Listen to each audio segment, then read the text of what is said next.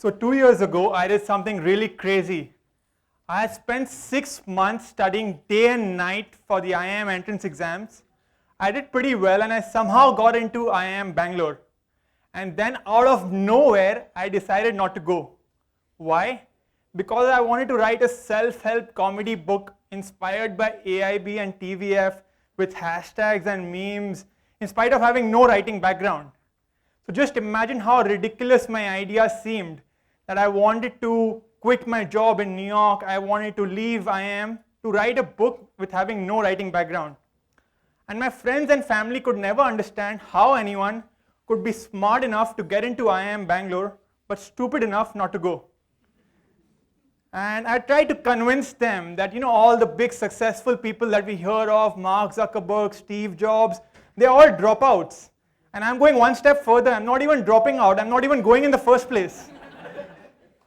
And my mom was the only person who was supportive in the entire journey. And she told me, Beta, if you go to IIM, you'll become like the other IIM authors.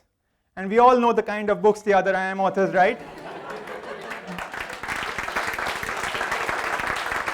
So don't go to IIM. And this made me really think and really question, did I make the right decision by not going to IIM?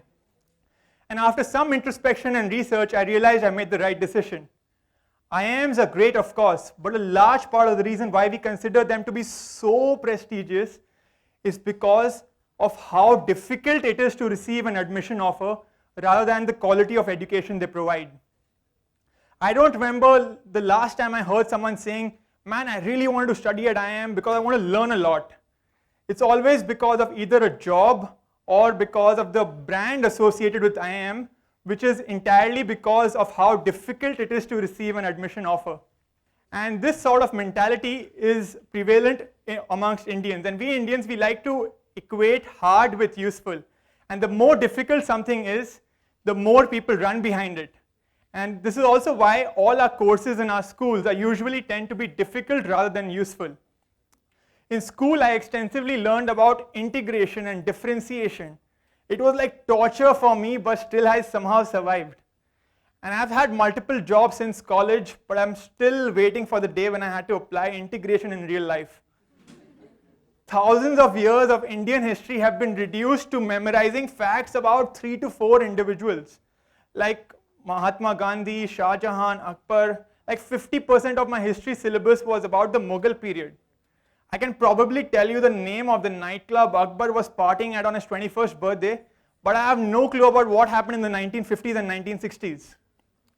If we can learn about the Mughal period, differentiation, integration in so much detail, why can't we learn more life-relevant skills like how to make a resume? What is the science behind happiness?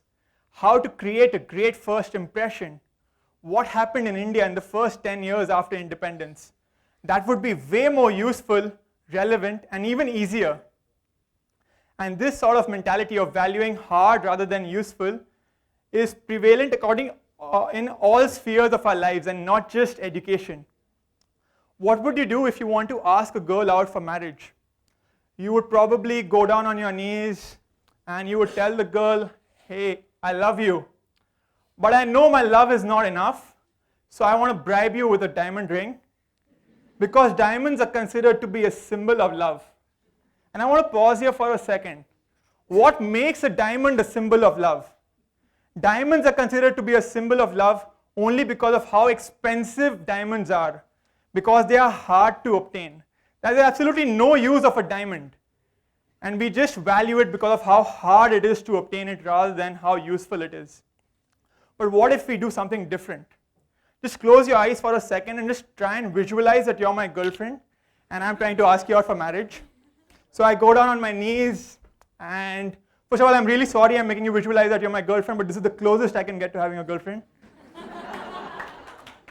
So I go down on my knees and I give you a box, you get really excited, and I tell you, hey, I love you, but I know that you love the TV show Friends more. So here is a pen drive of all 10 seasons of Friends.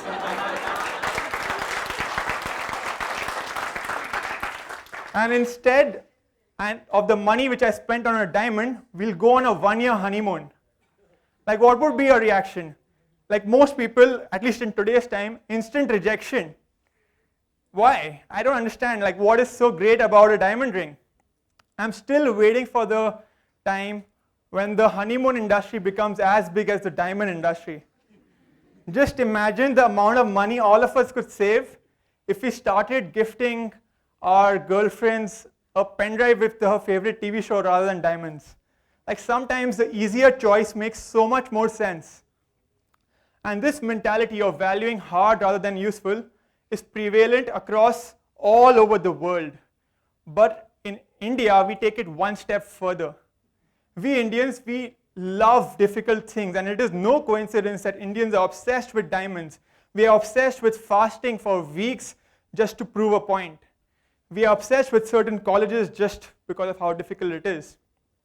And the media plays a big role behind this because the media always glorifies difficult things.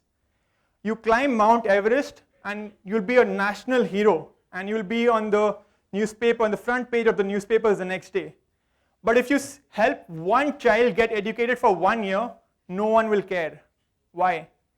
Because helping one child get educated for 1 year is way easier and way more boring than climbing Mount Everest. And right now, the biggest trend that I keep seeing on social media is running marathons. And I know a lot of people whose life's biggest dream is to run a full marathon of 42 kilometers, even though it is scientifically extremely unhealthy to do so, and it's really bad for your kidneys. Running a 5K or a 10K or a half marathon makes much more sense and is way healthier for you. But of course, running a full marathon of 42 kilometers will get you more likes on Facebook, and it's way cooler. But just try and imagine that someone's biggest dream in life is something which is harmful for them. Just try and imagine, that's crazy. And at the same time, I would want to acknowledge that one of the biggest advantages of doing difficult things is that it makes us more mentally tougher, and it makes us realize what we are capable of. And someone who climbs a Mount Everest or runs a full marathon is mentally tough enough to deal with other complex life problems. So I would assume that someone who climbed Mount Everest would never commit suicide because of how many obstacles they've already faced previously in their journey. But at the same time, as great as it is to test our limits, there is a line which we frequently cross. We've become obsessed with checking items of our bucket lists by doing one hard thing after the other without stopping to think, is there any benefit except an ego boost? If all of us chase exclusivity, then we just become unexclusively stupid. And I want to ask you today, if I tell you, hey, your life is so easy, how would you react? If I tell you, hey, your life is so easy, how would you react? You would probably get annoyed or defensive. But why? Leading an easier life is better than leading a harder life, other things remaining the same. Similarly, if I tell you, hey, you have so much free time, once again, instead of being happy, you would probably get annoyed or defensive. Because we've been made to believe that being busy is synonymous with being successful, when actually being busy is equal to just having poor time management skills. As you reflect on your biggest life's goals, I want to ask you, what makes you do what you want to do? Are all your goals glory-centric, or are your goals value-centric? And I want to end my talk today with a quote from my book, Selfienomics. Don't just try to be excellent, try to be excellent in something which is useful. Thank you.